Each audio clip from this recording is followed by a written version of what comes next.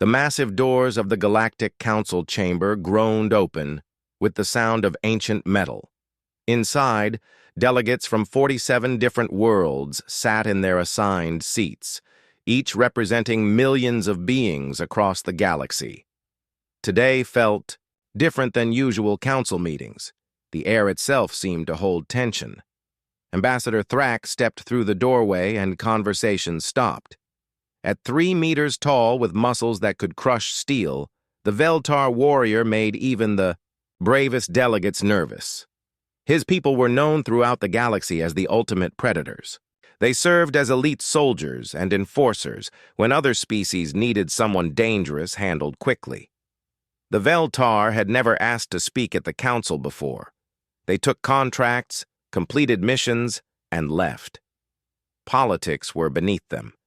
So when Thrak requested an audience, every delegate wondered what could be important enough to bring an apex predator to their chambers. Dr. Emma Rodriguez sat in the human section, one of only 3 representatives from Earth. Humans had joined the galactic community just over a century ago, making them newcomers by galactic standards. Most species still saw them as primitive beings who had barely figured out faster-than-light travel. Thrak approached the central speaking platform with heavy steps that echoed through the silent chamber. His translator device, a small metal disc, attached to his throat, activated with a soft hum. When he spoke, his voice came out as a low growl that the translator converted into standard galactic language. "Honored delegates," he began, "the Veltar High Council sends me with a formal request.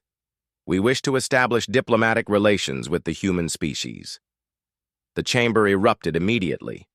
Delegates turned to each other with shocked expressions, speaking in dozens of different languages at once. The crystalline HFY delegate's body flashed bright blue with surprise. The insectoid Klaxon representative clicked his mandibles rapidly, a sign of extreme confusion in their species. Ambassador Saren of the HFY stood up, her crystal body catching the chamber's lights. "This makes no sense," she declared. "The Veltar have never sought diplomatic relations with anyone. They work alone. They fight alone. Why would they want an alliance with humans, of all species?" Thrak waited for the noise to die down before continuing. 3 months ago, disaster struck Kepler Station. A mining accident trapped workers from 12 different species in the lower levels. The station's structure was failing rapidly. Emma remembered the incident well. It had been all over human news feeds for weeks. Kepler Station was a joint mining operation in the frontier zone, extracting rare minerals from an asteroid belt. When a miscalculated explosion caused multiple levels to collapse, rescue operations became incredibly dangerous. The station's computer calculated that full evacuation would be impossible, Thrak continued. Most species began immediate evacuation of essential personnel. This is logical behavior. Save who you can save easily and accept that some will be lost. The Veltar warrior activated a holographic projector. Images appeared in the air above the platform, showing the disaster as it unfolded. Emma watched footage of rescue ships from various species picking up survivors from the outer sections of the station. The images showed organized, efficient evacuations that followed proper emergency protocols. "Our survey team had 4 young aboard the station," Thrak said. "They were trapped in Section C7, 3 levels below the main collapse. Every calculation showed the area would be completely inaccessible within 6 hours. Every species marked that section as a total loss. The hologram shifted to show new footage. Emma's heart swelled with pride as she watched human rescue teams preparing their equipment. She recognized the leader, Captain Tom Bradley, a former military engineer who had volunteered for the emergency response. "Your people told our team, leader, that Section C7 was a death trap," Thrak continued. "They explained that the structural supports were failing and that anyone who went down there would likely die. Then they asked him for the exact location of our young." The footage showed Captain Bradley and his team entering the collapsed section. They moved carefully but steadily, using cutting tools to clear debris and portable supports to shore up weakened areas. Other human teams worked parallel routes, trying to reach trapped beings from multiple angles. For 18 hours, your people crawled through collapsing tunnels, Thrak said. His voice carried an emotion that the translator couldn't properly convert. They ignored their own safety. They ignored the probability of failure. They worked without rest until they reached our young. Emma watched the rescue unfold on the hologram. She saw human rescuers, covered in dust and blood from small cuts, carrying Veltar cubs to safety.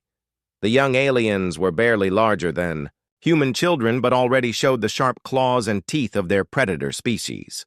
The humans treated them gently, speaking soft words that the cubs couldn't understand but seemed to find comforting. All 4 survived, Thrak announced. Not because of superior technology, not because of better planning, but because your people refused to accept that some lives could not be saved. The chamber fell silent again. Emma looked around and saw confusion on every delegate's face. Different species had different values, different approaches to survival. But apparently, the human approach had impressed the galaxy's most dangerous predators. We do not understand this behavior, Thrak admitted. Our young were not human young. Their survival provided no benefit to your people, yet your rescue teams risked everything to save them. We must learn more about this way of thinking. Ambassador Saren stood again. You want to study human behavior? This seems like a dangerous precedent. Predator species studying other races rarely ends well for anyone involved. Thrak turned toward the human section. We do not wish to study you like laboratory specimens. We propose a cultural exchange. Send teachers to our world. Let them work with our young. In return, we offer our protection to human colonies and our knowledge of combat techniques. Emma felt a chill run down her spine. The offer was incredible, but also terrifying. The Veltar were offering to let humans near their children, something no species had ever been allowed to do before. But they were also asking humans to go to one of the most dangerous worlds in the galaxy.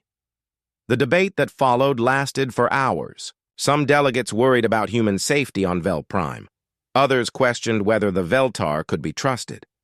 A few suggested that this was some kind of elaborate trap. But Emma kept thinking about the footage of the rescue.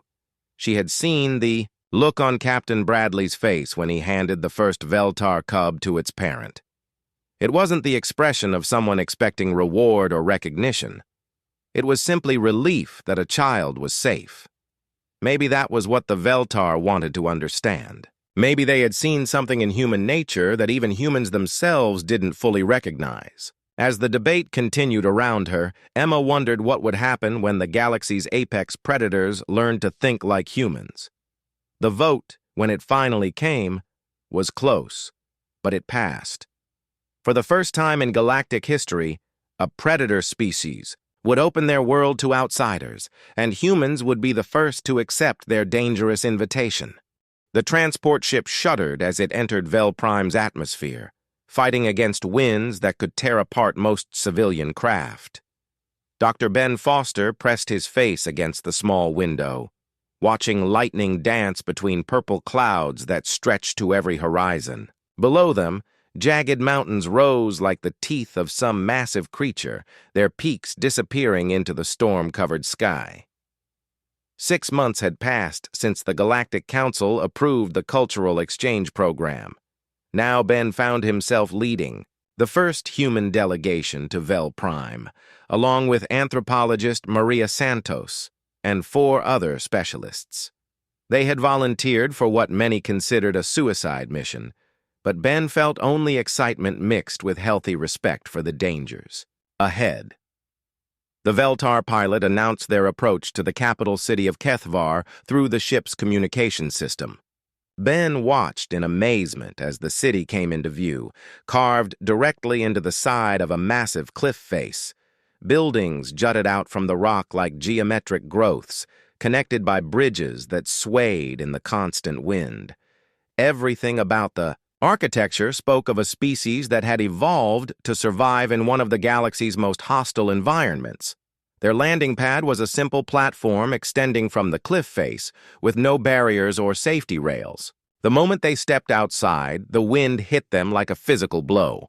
Ben struggled to keep his footing as Maria grabbed his arm for support. The air tasted of ozone and metal, charged by the perpetual lightning storms that raged across the planet. Daunt Elder Voss waited for them at the platform's edge, her massive form barely affected by winds that made the humans stagger. She stood over 3 meters tall with dark gray fur marked by old battle scars.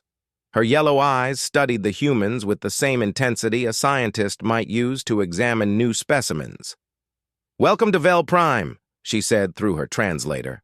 "Your quarters have been prepared in the lower city. You will be safe there from the surface storms." The humans followed her into tunnels that led deep into the mountain.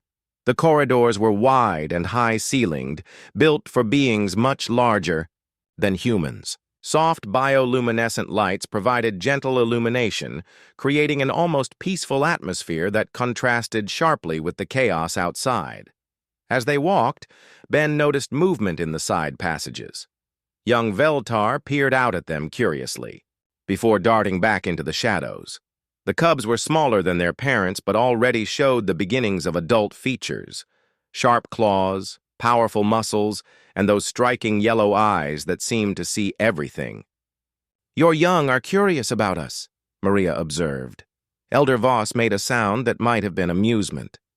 "They have been asking questions since we announced your arrival. This is unusual behavior. Veltar young typically show little interest in other species." Their quarters occupied an entire section of the lower city, with rooms carved from the living rock and furnished with simple but comfortable items scaled for human size. Ben was impressed by the attention to detail. The Veltar had clearly studied human needs carefully before preparing for their visit. That evening, they attended a formal dinner in the Great Hall. The chamber was enormous, able to hold hundreds of Veltar adults. Long tables had been arranged in a traditional pattern, with the most honored guests seated closest to the center. Ben and his team occupied a special table designed for their smaller stature. The dinner itself was surprisingly pleasant. Veltar cuisine consisted mainly of various meats, but they had prepared some vegetable dishes specifically for their human guests. The conversation remained formal but friendly, with Elder Voss asking careful questions about human society and customs. Ben was answering a question about human family structures when the accident happened. A load-bearing support beam, weakened by centuries of constant storms, finally gave way. The massive stone beam crashed down from the ceiling, sending chunks of rock flying in all directions. Veltar adults reacted instantly, their predator reflexes allowing them to dodge the falling debris with incredible speed. But several cubs who had been watching the proceedings from the gallery above were not so fortunate. They tumbled down with the collapsing stone, landing among the broken rocks that now filled part of the great hall. Ben heard their cries of pain and fear, and something deep in his human brain took over. He didn't think about the danger or calculate his chances of success. He simply saw children in trouble and acted. The human psychologist threw himself into the debris field, ignoring the sharp edges that cut through his formal clothes. He could hear Maria behind him, then the other humans, all moving toward the trapped cubs without hesitation. The adult Veltar stood frozen, their logical minds calculating risks and probabilities while the humans simply worked. Ben found the first cub, wedged under a boulder twice his size. The young Veltar was conscious but obviously in pain, one leg bent at an unnatural angle. Ben spoke softly as he worked, using the gentle tone he employed with frightened children back on Earth. "It's okay," he murmured, knowing the cub couldn't understand his words, but hoping his tone would provide some comfort. "We're going to get you out of there." Maria appeared beside him with a metal rod they could use as a lever. Together, they managed to lift the boulder just enough for Ben to pull the injured cub to safety. The young Veltar whimpered but didn't struggle, seeming to understand that these strange, small beings were trying to help. They worked as a team, the 6 humans forming a chain to pass trapped cubs to safety. Ben squeezed through gaps too narrow. For adult Veltar, while Maria coordinated their efforts and the others cleared smaller debris, they ignored their own injuries, the cuts and bruises from sharp stone, focusing entirely on reaching every trapped child. When the last cub was finally rescued, Ben looked up to find himself surrounded by stunned Veltar adults. They stared at the humans with expressions of complete bewilderment, as if they had witnessed something that challenged their understanding of the universe itself. Elder Kresh, the oldest member of the High Council, approached Ben slowly. The ancient predator's eyes showed confusion and something that might have been respect. "Why?" she asked simply. "They are not your young. Your survival was not threatened by their loss." Ben wiped blood from a cut on his forehead, genuinely puzzled by the question. Around him, Veltar cubs were being treated by their own medical personnel, but several kept looking back at the humans who had rescued them. "They're kids," Ben said, as if this explained everything. "That's reason enough, Elder." Kresh studied him for a long moment. "You risked your lives for young that are not of your species. This action provided no benefit to you or your people. Yet you did it without hesitation." Ben nodded, still not understanding why this seemed so remarkable to the Veltar. "Of course. We did. Any human would have done the same thing." The Great Hall fell silent. Ben realized that something significant had just happened, though he wasn't sure exactly what. The Veltar were looking at the humans differently now, with an expression he couldn't quite identify. Later, as Veltar medics treated the humans' injuries, Ben overheard conversations among the adults. They were discussing the rescue in voices filled with wonder and confusion. Apparently, the idea of risking oneself for another species' young was completely foreign to their way of thinking. As Ben settled into his quarters that night, he wondered what other surprises lay ahead. The cultural exchange was supposed to help the Veltar understand human behavior, but he was beginning to think the humans might learn just as much about themselves in the process. The morning sun barely penetrated the thick storm clouds that perpetually covered Vel Prime, but Ben Foster was already awake and taking notes. 3 weeks had passed since the dinner hall incident, and the changes he observed in Veltar society fascinated him. Young Veltar, who had once hidden in shadows, now approached the humans openly, their natural curiosity overcoming generations of instinctive caution. Ben sat in what the humans had started calling the observation room, a wide chamber carved from the mountain's heart where young Veltar gathered each day. Initially, their parents had brought them for formal educational sessions. Now the cubs came on their own, drawn by something they seemed unable to resist. A group of 5 young ones played near the far wall, engaged in an activity that would have been impossible just days earlier. They were working together to build a structure from carved stone blocks, taking turns and sharing materials. Ben had never seen cooperative play among predator species before. According to every text on Veltar behavior, their young should be competing aggressively for dominance, not collaborating on shared projects. Maria entered the chamber carrying her recording equipment. "The adults are getting nervous," she reported. "Elder Voss cornered me this morning asking if we're using some kind of mind control on their children." Ben chuckled, but he understood the concern. The behavioral changes in the cubs were dramatic and unprecedented. Young Veltar were supposed to be solitary and territorial, just like their parents. Instead, they sought out human company and seemed to crave the gentle interaction that humans provided naturally. "Look at this," Ben said, gesturing toward the playing cubs. "That's Keth, the one who was trapped under the boulder. He's been teaching the others how to stack the blocks properly. Yesterday, I saw him help a smaller cub reach the high shelves. This isn't normal predator behavior." Maria set up her camera and began recording. Dr. Singh's latest report from the medical team might explain part of it. The cubs show reduced stress hormones when humans are present. Their cortisol levels drop by almost 40% compared to when they're with adult Veltar. That made sense to Ben. He had noticed that adult Veltar seemed tense around their own young, as if their predatory instincts created internal conflict when dealing with smaller, vulnerable versions of themselves. The parents wanted to protect their cubs, but struggled with proximity that triggered territorial responses. Humans faced no such conflict. Ben and his team treated Veltar cubs exactly as they would treat human children, with natural warmth and protective instincts that didn't compete with territorial drives. The cubs responded to this unconditional acceptance with behavior their species had never exhibited before. "Dr. Foster?" a small voice called from behind him. Ben turned to see Nira, a young female who had been injured in the dinner hall collapse. Her leg had healed completely, but she still limped slightly when she walked. "Can you teach us the running game again?" Ben smiled.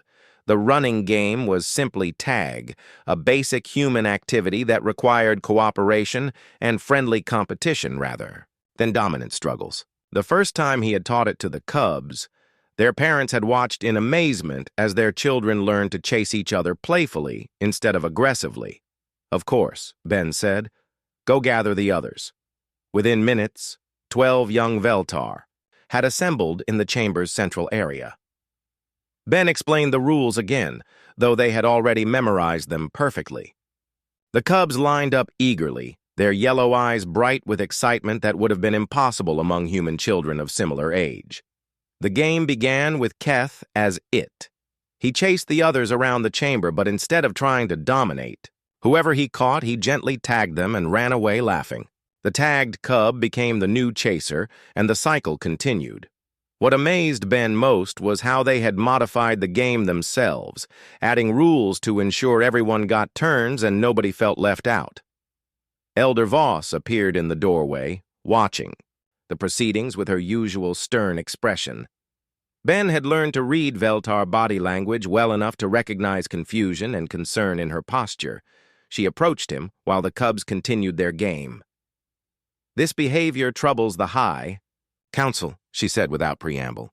"Our young show weakness. They play instead of training for survival. They cooperate instead of establishing proper dominance hierarchies." Ben considered his response carefully. "With respect, Elder, are they really showing weakness? Or are they showing new kinds of strength?" Before Voss could answer, alarms began sounding throughout the mountain city. The cubs stopped playing immediately, their inherited survival instincts taking over. Ben felt his heart rate spike as the alarm's meaning became clear through his translator device. Enemy attack. Elder Voss's expression hardened. "Grim Confederation raiders," she growled. "They strike at our outer settlements regularly. All humans will remain in secure areas until the threat passes." But the cubs were already moving, and not toward the secure areas their elder indicated. Instead, they ran toward the city's communication center, where Ben knew the evacuation protocols would be coordinated. Without conscious thought, he found himself following them, with Maria close behind. The communication center buzzed with activity as adult Veltar coordinated defensive measures. The cubs should have been evacuated immediately to the deepest, safest parts of the mountain. Instead, Ben watched in amazement as they began organizing themselves into teams. Keth took charge naturally, but not through dominance displays or aggressive posturing. He simply began giving clear, logical instructions that the other cubs followed willingly. "Nira, you and Grix check the supply levels in Shelter 3. Vac, help me verify the communication links to the outer settlements." Ben realized he was witnessing something unprecedented. The cubs were coordinating evacuation procedures for non-combatant adults and younger children, something that required exactly the kind of cooperative thinking their species supposedly lacked. They worked with typical Veltar efficiency, but guided by human principles of leaving no one behind. "How do they know these procedures?" Maria whispered. Elder Voss overheard and answered with obvious bewilderment. "They learned by watching the adults, but young Veltar do not usually retain such complex information, and they have never shown interest in protecting others beyond their immediate family groups. The Cubs' coordination proved crucial. When reports came in of civilians trapped in a collapsed outer settlement, the young Veltar had already prepared rescue equipment and identified safe evacuation routes. Their cooperative planning allowed the adult warriors to respond faster than ever before, saving lives that traditional protocols might have lost. By the time the all-clear signal sounded, Ben understood what was happening. The Cubs weren't becoming less like Veltar. They were becoming more complete Veltar, with their natural predatory advantages enhanced by cooperative instincts they had learned from humans. Elder Voss approached the group of Cubs, her expression thoughtful. "You coordinated the civilian evacuation better than our trained adults," she said slowly. "How?" Keth looked up at her with the confidence of youth. "Dr. Foster taught us that everyone is part of the pack. When the pack is in danger, everyone helps. It is simple." Ben felt a chill of recognition. The Cubs had taken human pack-bonding instincts and applied them through their own cultural understanding. They still thought like Veltar, but they had expanded their definition of who deserved protection. Elder Voss turned to Ben with an expression he had never seen before. It might have been respect, or fear, or wonder. "What have you done to our children?" Ben watched the Cubs helping adult Veltar organize post-attack recovery efforts. They worked with purpose and joy, their natural abilities enhanced by cooperative spirit. "We didn't change them," he said quietly. "We just showed them new ways to be themselves." The implications of that statement would reshape Veltar society in ways none of them could yet imagine. But for now, Ben was content to watch young predators learn that true strength came not from standing alone, but from choosing who to stand with. The emergency session of the Galactic Council convened under circumstances no one had anticipated.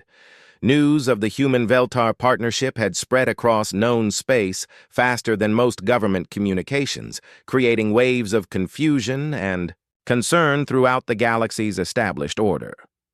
Ambassador Saren stood at the central podium, her crystalline form flashing with agitated colors that reflected the mood of many delegates. Reports from across the galaxy painted a picture that challenged everything the hegemony thought it knew about interspecies relations. The insectoid klaxon had sent disturbing intelligence about human traders successfully negotiating with Draktar pirates, who were known for their complete unwillingness to show mercy to captured enemies. The aquatic Senhai described human relief, workers diving into poisonous floodwaters to rescue spawn that would have naturally adapted to the toxic environment given time. The natural order has maintained galactic peace for over 3,000 years, Ambassador Saren declared to the packed chamber. Predator species remain separate. Their young are trained in isolation to prevent the development of pack behaviors that could destabilize entire star systems. This contamination threatens the very foundation of our civilization. Dr. Emma Rodriguez listened from the human section, knowing that she would soon be called upon to defend actions her species considered perfectly normal. Around her, delegates from dozens of worlds whispered among themselves in languages she didn't recognize, but their body language conveyed clear concern. The debate began with testimony from species who had encountered humans in unexpected situations. Ambassador Crix of the Klaxon Commonwealth approached the speaking platform with the careful movements of his insectoid people. His translation device crackled as he began his report. 3 months ago, human merchant vessels encountered Draktar, raiders attacking our mining convoy in the Terran sector. Standard protocol in such situations is to retreat and report the pirate activity to military authorities. Instead, the humans engaged the pirates directly. Emma remembered the incident. It had made human news as another example of merchant vessels protecting innocent civilians, something human captains did regularly. She hadn't realized how unusual such behavior was by galactic standards. The battle resulted in the capture of 17 Draktar warriors, including 3 juveniles, Ambassador Crix continued. By all precedent, these prisoners should have been executed immediately or sold as slaves. Pirates show no mercy, so they expect none in return. The chamber grew quiet. Everyone knew Draktar's reputation for brutality, and most species dealt with them accordingly. The humans treated the captured raiders as prisoners of war, Crick said, his voice carrying bewilderment that survived translation. They provided medical care. They offered decent food and clean quarters. Most significantly, they treated the juvenile pirates exactly as they would treat their own young who had made serious mistakes. Emma saw delegates exchange confused glances. Treating enemy young with care was apparently unprecedented in galactic history. The result confounded our understanding of Draktar psychology, Crix continued. The adult pirates responded to this treatment with complete confusion. They had no framework for understanding mercy from enemies. But the juveniles? The juveniles began exhibiting cooperative behaviors we had never seen in their species. Ambassador Saren's crystalline form flashed red with alarm. You see? This is exactly what we feared. Humans are disrupting established behavioral patterns in dangerous predator species. But Ambassador Crix wasn't finished. The Draktar clan leaders requested negotiations for the return of their captured warriors. These negotiations resulted in the first peaceful trade agreement between Draktar and Klaxon in recorded history. 3 clans have since entered into similar arrangements with other species. The chamber erupted in surprised chatter. Draktar pirates making peaceful trade deals was something no one had thought possible. Next to speak was Ambassador Teln of the Senhai Union. Her aquatic species required a specialized environment suit to function in the chamber's atmosphere, and her translated voice carried the melodic tones characteristic of her people. 6 weeks ago, massive storms struck our colony world of Nethai 7.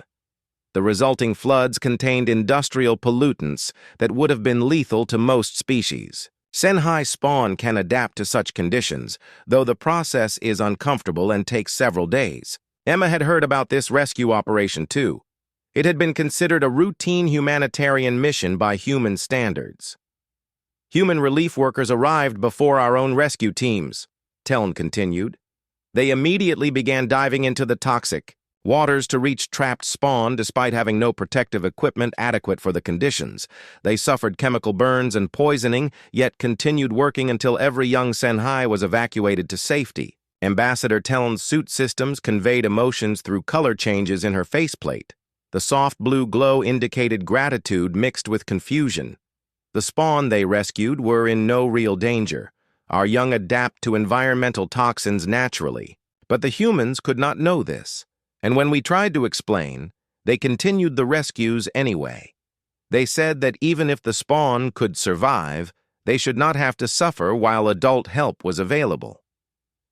Emma felt proud of her species, but she was beginning to understand why their behavior seemed so alarming to the galactic community. Humans routinely risked their lives for beings who might not even need help, simply because those beings appeared to be young and vulnerable. When Emma was finally called to speak, she approached the podium knowing that her words might determine humanity's future in the galactic community. The chamber fell silent as she activated the translation system.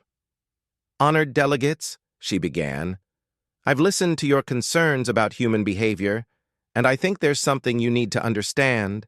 We're not trying to disrupt your social order or destabilize predator species.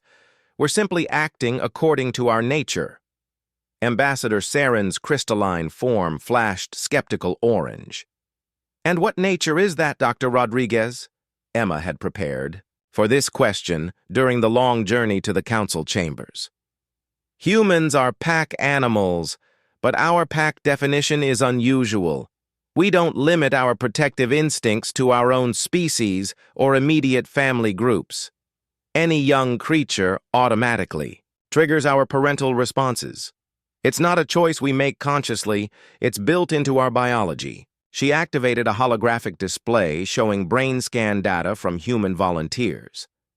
These are neural activity patterns recorded when humans observe young creatures in distress. You can see immediate activation of the same brain regions that respond to threats against our own children. This happens regardless of the species involved. The data was clear and undeniable. Human brains literally treated all young creatures as if they were human children deserving protection. More importantly, Emma continued, our protective behavior seems to trigger dormant cooperative instincts in other species. We're not changing them. We're helping them discover capabilities they already possessed. Elder Thrak chose that moment to make his entrance. The Veltar ambassador's massive form drew every eye in the chamber as he approached the speaking platform. He carried with him a datapad containing the formal proposal that would reshape galactic society. The Veltar High Council has voted unanimously, he announced. We formally request the establishment of permanent educational colonies under human supervision. We offer our young not as hostages but as students. They will learn human cooperative methods while retaining their predatory advantages. The chamber fell completely silent. A predator species voluntarily placing their children under the care of another race had never happened in recorded galactic history. In exchange, Thrak continued, we pledge our military might to the protection of human colonies and any worlds that participate in similar exchange programs. The galaxy has seen what our young can accomplish when they combine Veltar strength with human cooperation. We believe this combination benefits everyone. Ambassador Saren stood immediately. This is madness. You're talking about the complete restructuring of galactic society. Predator species have remained separate for good reason. Mixing them with cooperative species has always led to disaster.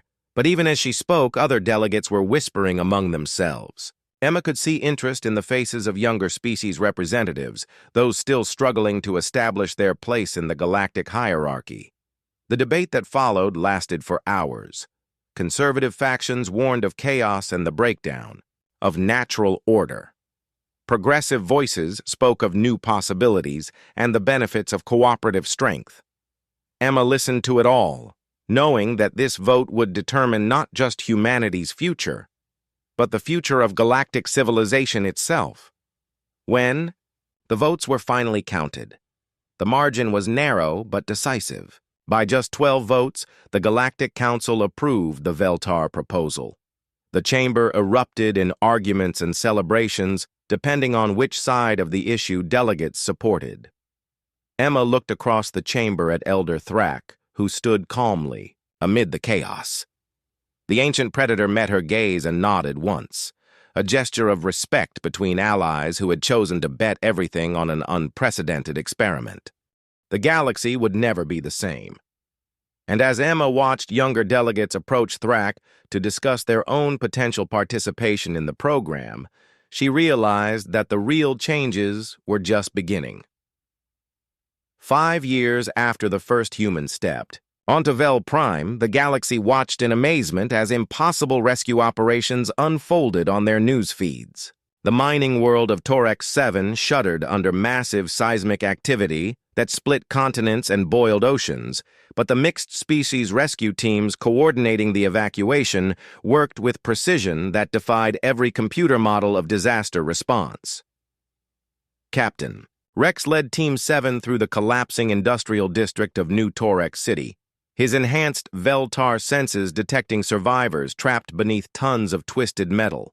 Behind him, Dr. Lisa Park checked her portable medical scanner, while Operative Zen of the Zeph High calculated structural stress points with crystalline precision. The team represented something that had never existed before in galactic history: predators and prey working as equal partners. Rex had been part of the first generation of Veltar youth educated in human colonies. Now fully adult, he retained every advantage of his predatory heritage while possessing cooperative instincts that would have been impossible in traditional Veltar society. His yellow eyes scanned the rubble with predator efficiency, but his motivation was pure human pack bonding extended to every living being on the planet. Survivors detected in Section C, he called over the communication system, his voice carrying the authority that came naturally to his species. Approximately 40 individuals, mixed species. The building is compromised, but we have a window of maybe 20 minutes before the next seismic event. Traditional rescue protocols would have required careful risk assessment and evacuation of the most easily reached survivors first. Difficult rescues would be attempted only if resources allowed, but Rex's team operated under human principles that rejected the concept of acceptable losses. Dr. Park immediately began organizing medical triage while Zen calculated the safest approach routes.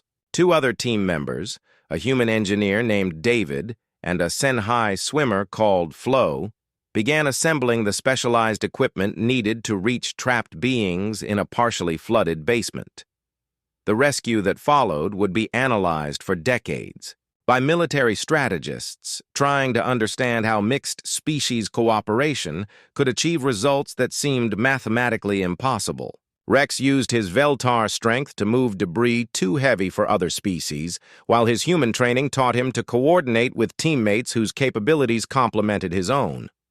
When they reached the trapped survivors, they found a group that represented 12 different species huddled in what had once been a conference room. The mixed group included elderly Klaxon, young Senhai, and even 3 Draktar civilians who had been attending a trade meeting when the disaster struck. Under normal circumstances, the presence of Draktar would have complicated any rescue operation. Their reputation as raiders made most species reluctant to risk their own safety for Draktar lives. But Rex's team treated them exactly as they treated everyone else, as beings who needed help. Dr. Park began immediate medical assessment while Rex coordinated the evacuation sequence. The trapped beings watched in amazement as their rescuers worked together with seamless efficiency, showing no favoritism based on species or social status. "The Draktar female has internal injuries," Dr. Park reported. "She needs surgery within the hour or we'll lose her." Rex didn't hesitate. "Flo, can you get her to the surface quickly through the water route?" The Senhai swimmer nodded, her gills fluttering with determination. "The current is strong, but I can manage it. David, I'll need your buoyancy compensators." As they worked, one of the elderly Klaxon approached Rex with obvious confusion. "Why do you risk yourselves for Draktar? Our species have been enemies for centuries." Rex paused in his work, genuinely puzzled by the question. "They're hurt. That's all that matters." The simple statement carried the weight of a philosophical revolution that was reshaping galactic society. Rex had been raised with human values that made no distinction between deserving and undeserving victims. His Veltar strength served human principles of universal protection. The evacuation continued for 6 hours as Rex's team moved through building after building, extracting survivors from increasingly dangerous situations. They saved over 300 beings that day, including dozens that traditional protocols would have written off as unreachable. But the real impact of their work became clear in the weeks that followed. News broadcasts carried footage of the rescue operations throughout the galaxy, showing predator and prey species working together with unprecedented efficiency. More importantly, they showed the rescued beings' reactions to their treatment. The 3 Draktar civilians who had been saved by Rex's team requested an audience with their clan leaders. What happened in that meeting remained private, but the results were public. Another Draktar clan entered into peaceful trade agreements with the Galactic Council, citing their debt to the mixed species rescue teams. Dr. Emma Rodriguez watched. The news reports from her office on the Interspecies Educational Station, a massive facility that had been constructed to handle the flood of applications from species wanting to participate in human-supervised youth programs. The station orbited the neutral world of Haven, serving as headquarters for what had become the largest social experiment in galactic history. A soft chime indicated an incoming communication. The holographic display showed Ambassador Saren, whose crystalline form now glowed with colors Emma had learned indicated thoughtful consideration rather than alarm. "Dr. Rodriguez," Saren began, I owe you an apology.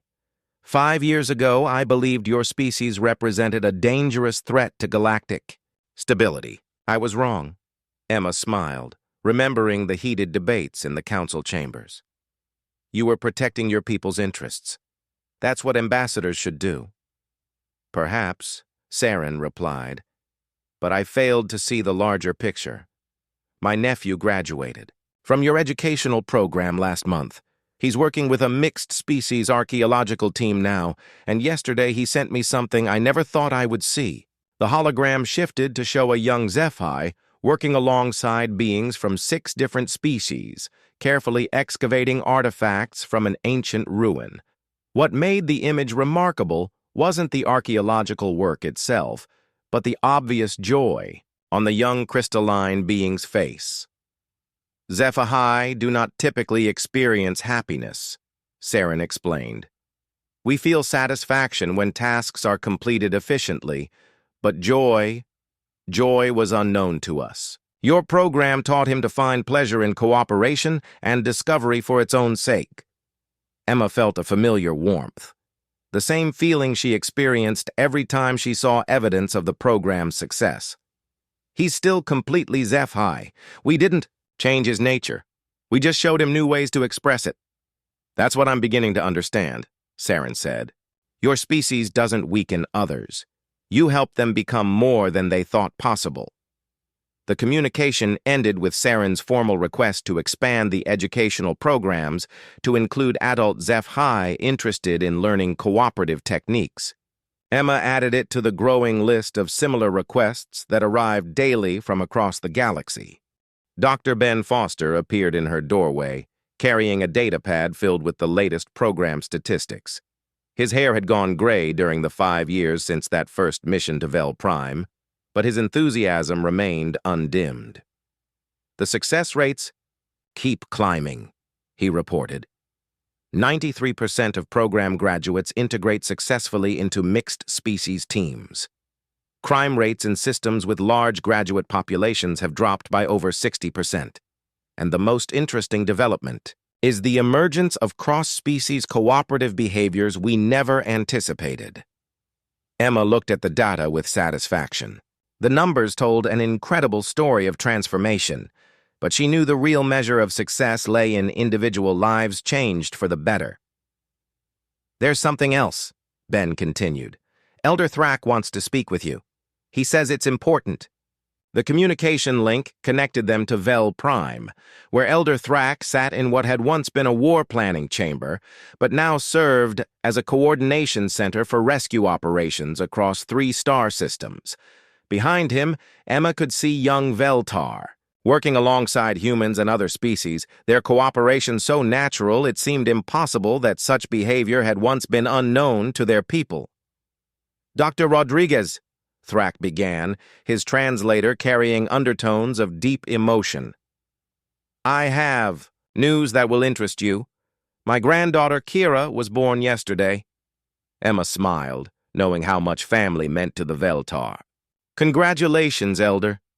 She's fortunate to have you as a grandfather. That is not why I contacted you, Thrak replied. When Kira opened her eyes for the first time, she looked not at her parents, but at the human nurse who assisted with the birth. And her first sound was not the traditional hunting cry of newborn Veltar, but something else entirely. Emma felt a chill of anticipation. What kind of sound?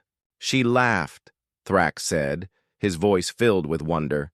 A sound of pure joy, exactly like human infants make. This should be impossible. Veltar young do not laugh. We are born knowing only survival and strength. Emma realized she was witnessing something unprecedented. The cooperative behaviors learned by first-generation program graduates were apparently being passed on to their children, not through genetics but through early social learning. Your program has done more than teach our young to cooperate, Thrak continued. It has changed what it means to be Veltar. My granddaughter will grow up in a universe where strength serves love rather than the other way around.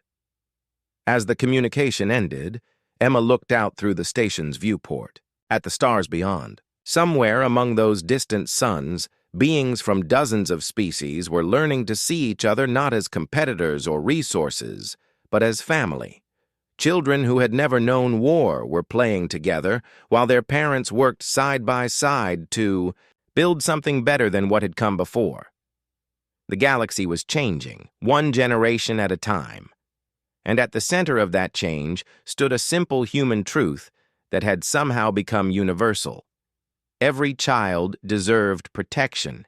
Every being deserved compassion, and strength meant nothing unless it served love. Elder Thrak had been right 5 years earlier when he first approached the Galactic Council.